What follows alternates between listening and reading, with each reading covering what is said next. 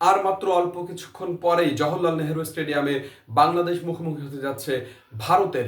ভারতের বিপক্ষে বাংলাদেশ কোন একাদশ নিয়ে খেলবে এই বিষয় নিয়ে এখন আলোচনার বিষয়।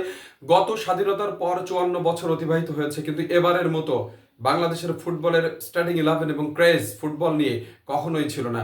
গত 20-30 বছরে তো ফুটবলের স্টার্টিং 11 কি হতে যাচ্ছে সেই বিষয়ে কেউ কখনো আলোচনা করেছেন আমার নজরে আসেনি।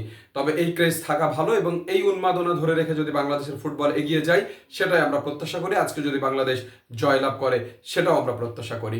তবে এখন জানাবো বাংলাদেশ দলের স্টার্টিং 11টা কেমন হবে।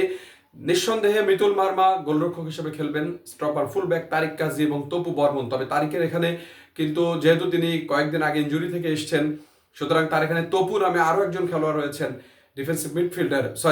ডিফেন্ডার হিসেবে তিনি খেলেন।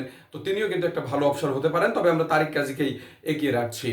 লেফট সাইডে অর্থাৎ লেফট ব্যাক হিসেবে খেলবেন ইসা ফয়সাল, ডান সাইডে অর্থাৎ রাইট ব্যাক হিসেবে খেলবেন সাদউদ্দিন, হামজা চৌধুরী ঠিক তারিক এবং তপুর উপরেই ডিফেন্সিভ মিডফিল্ডার হিসেবে খেলবেন, যেখানে জামালের খেলার একটা সম্ভাবনা তৈরি হতেও পারে। তবে আমরা সেখানে হামজা চৌধুরীকেই রাখছি, কারণ তিনি ঠিক স্ট্রাইকারের সাথে একটা সেতু বন্ধন রচনা করে বারবার বল বাড়াতে পারবেন, যে কারণে ঠিক তার ডান সাইডে জামাল ভুইয়া, জনি বা সাইডে রাকিব খেলবেন রাইট উইঙ্গার হিসাবে, ফাহিম লেফট উইঙ্গার হতে পারেন তিনি, এবং তার সাথে ফাহিমের সাথে যদি শেখ মুরসালিনকেও খেলানো হয় ফাহিমকে রেখে, সেটা অবাক হওয়ার কিছু থাকবে না। তবে ফাহিমকেই এগিয়ে রাখতে হবে।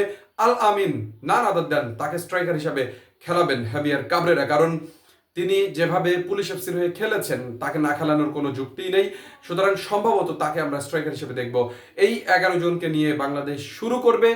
যেভাবেই শুরু করুক না কেন বাংলাদেশ আজকে জয়লাভ করুক সেই প্রত্যাশা। 22 বছরের ভারতের বিরুদ্ধে যে জয় দেখা না পাওয়া, আজকে সেটা ভাঙুক, জগদ্দল পাথর ভেঙে বাংলাদেশ জয়লাভ করুক।